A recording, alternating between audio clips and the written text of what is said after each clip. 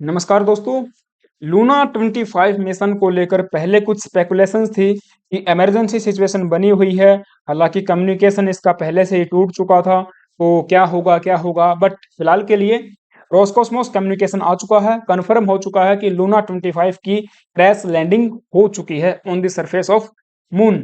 अर्थात इससे हमारा संपर्क टूट चुका है और इसने एक अलग ही ट्रेजेक्ट्री को अक्वायर कर लिया, जिसकी वजह से इसकी क्रैश लैंडिंग हमको देखने को मिली है। क्योंकि देखिए, फर्स्ट जो डेविएशन था उसी में जो कमांड दी गई थी उसमें टेक्निकल ग्लिच हुई, जिसकी वजह से अलग ट्रेजेक्ट्री को अक्वायर इसने किया और क्रैश लैंडिंग हो जाती है सरफेस के मून के ऊपर। तो हम कह सकते हैं कि कम्युनिकेशन इंटरप्शन और टेक्निकल ग्लिच की वजह से ये असफल मिशन हो गया है। खैर कोई बात नहीं है, भविष्य में इससे कुछ ना कुछ सीख लेके और भी बेटर किया जा सकता है।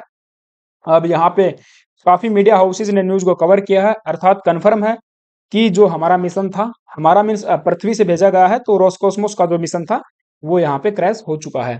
अब अपडेट्स में हम देखते हैं कि 19 अगस्त को आप देखोगे इस फ्लाइट प्रोग्राम को इम्पल्स दिया गया, अर्थात जो पहली कमांड दी गई ताकि ये एक प्री लैंडिंग इलिप्टिकल ऑर्बिट को अक्वायर कर ले और फिर इसी ऑर्बिट के माध्यम से हम लोग इसकी सेफ्टी से लैंडिंग करवाने वाले थे on the surface of moon. तो ये प्री लैंडिंग ऑर्बिटल इलिप्टिकल जो ऑर्बिट है, ये ही सबसे महत्वपूर्ण काम होता है। अर्थात काम तो सारे महत्वपूर्ण होते हैं, बट ये भी एक अपने आप में काफी टास्क, बढ़िया टास्क होता है। तो ये प्री लैंडिंग इलिप्टिकल ऑर्बिट को अक्वायर करने में ही टेक्निकल ग्लिच देखने को मिला, जिसकी वजह से ये, और आप देख पाओगे 2:57 के आसपास, जो कि मॉस्को का टाइम है, तब से ही they were trying to get communication with the Luna 25, but जो भी हमने प्रयास किए, हमारे वैज्ञानिकों ने प्रयास किए पृथ्वी के ऊपर बैठकर, did not produce any result, कोई भी कम्युनिकेशन स्थापित नहीं हो पाया।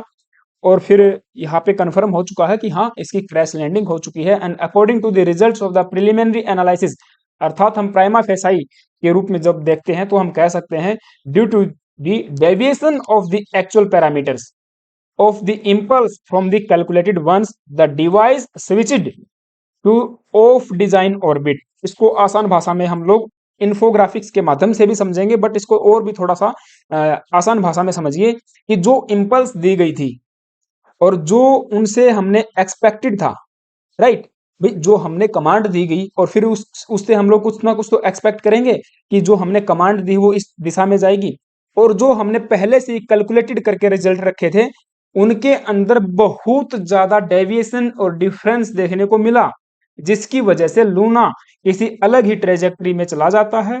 और उसके जो कि जिस ट्रेजेक्टरी को इसने एक्वायर किया वो हमने डिजाइन ही नहीं की थी, समझना है बात को।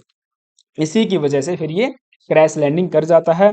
And when we give impulse to the Luna 25, it fires thrusters. Impulse यानी कि जो कमांड दी जाती है तो फायर करेगा थ्रस्टर्स को। अब थ्रस्टर्स में भी गड़बड़ देखने को मिली। बताया गया है कि इनिशियली जो इम्पल्स दिया गया था या फिर जो दिया जाना था इम्पल्स, मीन्स जितने टाइम के लिए थ्रस्टर्स दिया जाना था उनसे 1.5 गुना ज्यादा टाइम तक फायर हो गया, समझना है बात को। जो जितना टाइम हमने दिया जाना था थ्रस्टर्स फायर किया जाना था, उससे 1.5 गुना ज्यादा तक ये थ्रस्टर्स उसको मिला, जिसकी वजह से ये गड़बड़ देखने को मिली। अब let us understand it from the infographics. तो ये न्यू पिक्चर में आप देख पाओगे, यहाँ पे देखिए जो फर्स्ट डेविएशन है हमने यहाँ से दी, पृथ्वी से यहाँ से इसको फर्स्ट डेविएशन दी, ताकि फिर ये जो ट्रेजेक्ट्री आप देख पा रहे हो इसको इसने अक्वायर करना था, जिसको मैं रेड कर रहा हूँ ना, इसको इसने अक्वायर करना था। एंड इसको अक्वायर करने के बाद में फिर यहाँ पे इसकी हम लोग लैंडिंग करवाने वाले थे। Now according to the Kepler's law of planetary motion, ये क्या कहता है, ये जो प्लैनेट्स होते हैं moves in elliptical orbit with the sun as a focus. So इसी नियम का सहारा आप लीजिए। इसका अर्थ क्या हुआ, इसका अर्थ ये हुआ कि जब हम थ्रस्टर्स को फायर करते हैं और वेलोसिटी को रिड्यूस करते हैं, तो जिस भी किसी प्लेनेट या फिर सेलेस्टियल बॉडी के चारों ओर हम लोग चक्कर काट रहे हैं, रिवॉल्व कर रहे हैं, देन वह body one of the focus पे रहेगी, राइट। तो यहाँ पे फोकस पे कौन रहेगा, हमारे मून रहने वाला है, क्योंकि हमारा जो लूना 25 है किसके चक्कर काट रहा है, ये चक्कर काट रहा है मून के। सो दैट एक सेलेस्टियल बॉडी है और सेलेस्टियल बॉडी के चारों ओर जो भी प्लेनेट लगा लीजिए या फिर कोई सैटेलाइट है, कोई भी और दूसरी चीज है जो चक्कर काट रही है, केपलर के नियम के अनुसार ये जो बॉडी है इसके क्या रहेगी, फोकस में रहेगी। वन ऑफ द फोकस इसका ही रहने वाला है, ठीक है। सो दैट इसके अंदर पहले तो आपको पता है हमने 100/100 की जो ट्रेजेक्ट्री है वो अक्वायर करवाते हैं। उसके बाद में इसका रहने वाला ये था कि 18 किलोमीटर की ये ट्रेजेक्ट्री इसने अक्वायर करनी थी, 18 की, राइट। तो ये जो ट्रेजेक्ट्री मैं आपको दिखा रहा हूँ ये थी 18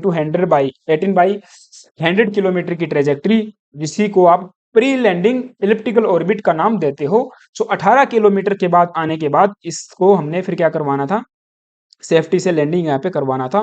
तो सेकंड डेविएशन यहाँ पे दिया जाना था, और सेकंड डेविएशन देने के बाद ये फिर यहाँ पे आता और इसके बाद ये फिर रन हो जाता और उसके बाद इसकी सेफ्टी से लैंडिंग हो जाती है। लेकिन हुआ क्या कि जो थ्रस्टर्स हमने दिए पहले, जिसकी वजह से ये 1.5 गुना ज्यादा तक फायर करता रहा, ठीक है, उसकी वजह से इसकी जो स्पीड है वो भी कम हो गई।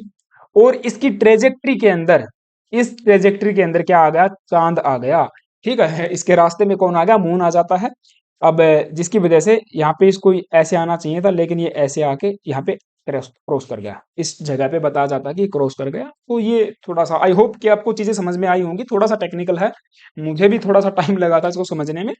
सो मैंने अपनी पूरी कोशिश की है आपको समझाने के लिए कि किस तरीके से ये जो लूना 25 हमारा क्रैश हो गया है।